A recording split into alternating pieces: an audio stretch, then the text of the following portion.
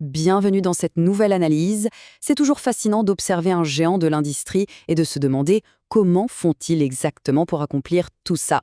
Aujourd'hui, l'attention se porte sur la découverte de ces mécaniques bien cachées.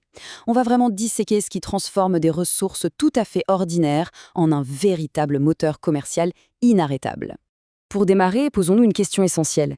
Qu'est-ce qui sépare véritablement une organisation ultra prospère d'une entreprise en difficulté? En fait, la réponse n'est pas du tout une simple question d'accumulation d'actifs. La magie opère plutôt dans la manière dont les matériaux de base sont combinés, gérés et coordonnés au quotidien. C'est presque de l'alchimie organisationnelle.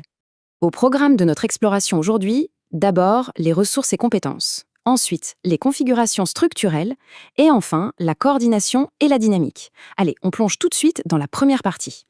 Section 1, les ressources et les compétences, ou plutôt les matières premières d'une entreprise. Toute entité économique naît de ces éléments-là. Les diagnostiquer, c'est vraiment la toute première étape indispensable pour se bâtir un avantage concurrentiel solide. Ce qui est passionnant ici, c'est le contraste frappant entre les différentes ressources. D'un côté, on a les actifs tangibles, ceux qu'on quantifie facilement, comme le cash, les machines, les bâtiments, et de l'autre, on a ces éléments totalement invisibles, l'intangible. La notoriété d'une marque, les brevets, un savoir-faire unique en interne. Et le plus fou, c'est que dans l'économie moderne, ce sont souvent ces actifs complètement invisibles qui offrent le pouvoir de différenciation le plus redoutable. Mais attention, se contenter d'empiler des ressources, qu'elles soient visibles ou non, ça ne suffit absolument pas. Une organisation doit impérativement développer ce qu'on appelle une compétence fondamentale.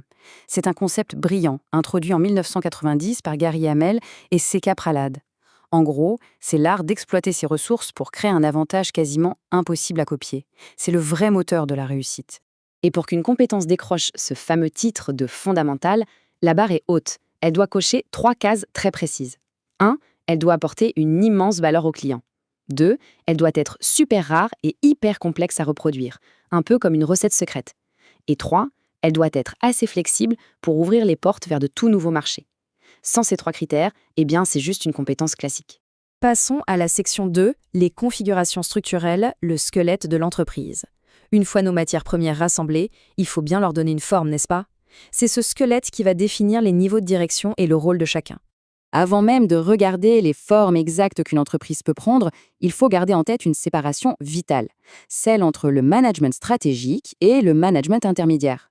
Pour faire simple, le management stratégique, c'est le cerveau. Il fixe le cap à long terme.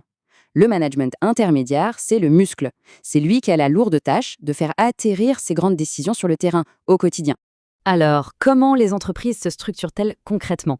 Prenons d'abord la structure simple. C'est le grand classique de la petite entreprise. Un seul dirigeant aux commandes. L'avantage? Une cohérence parfaite, puisqu'il n'y a qu'une seule voix. L'inconvénient? Un risque énorme de goulot d'étranglement, vu que le patron doit littéralement tout valider. Ensuite, on trouve la structure fonctionnelle. Là, on regroupe les activités par spécialité. Les pros du marketing avec le marketing, les financiers ensemble et ainsi de suite. C'est génial parce que les équipes sont encadrées par de vrais experts de leur domaine. Par contre, ça peut créer une pluralité de commandements et parfois ça donne des ordres contradictoires entre les départements. On a aussi la structure divisionnelle.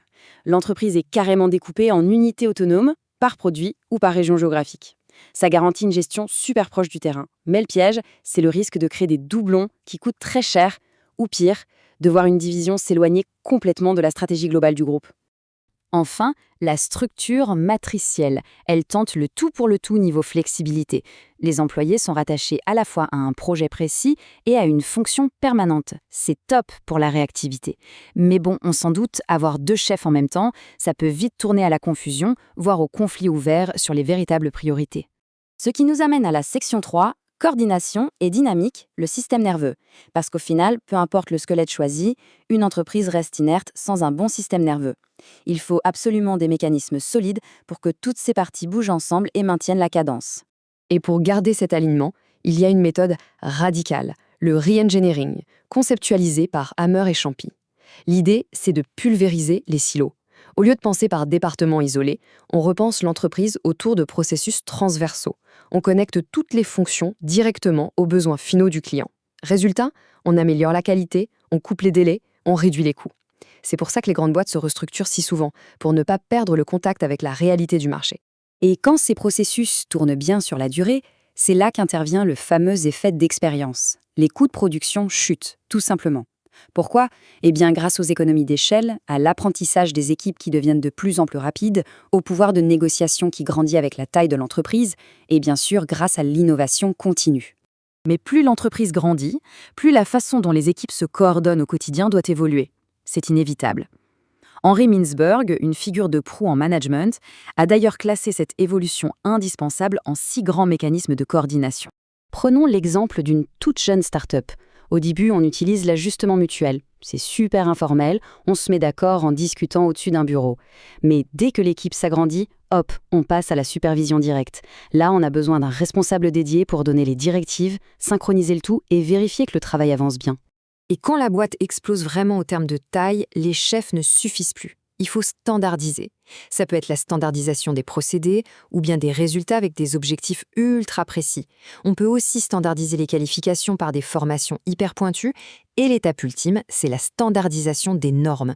On crée une culture d'entreprise tellement forte qu'elle devient le ciment invisible de tout le groupe. Quand on assemble toutes les pièces de cette anatomie organisationnelle, une vérité frappante apparaît. Les structures et les processus, c'est bien sûr indispensable, mais les actifs les plus puissants, les plus précieux d'une entreprise moderne, eh bien, ils sont la plupart du temps complètement invisibles à l'œil nu. Ce qui nous laisse avec une réflexion absolument fascinante. Quand on observe de près les géants qui dominent l'économie actuelle, au-delà de leurs produits ou de leurs bureaux rutilants, quelle est vraiment cette compétence fondamentale, ce moteur caché qui rend leur succès totalement inarrêtable? Voilà le véritable défi de l'analyse stratégique aujourd'hui.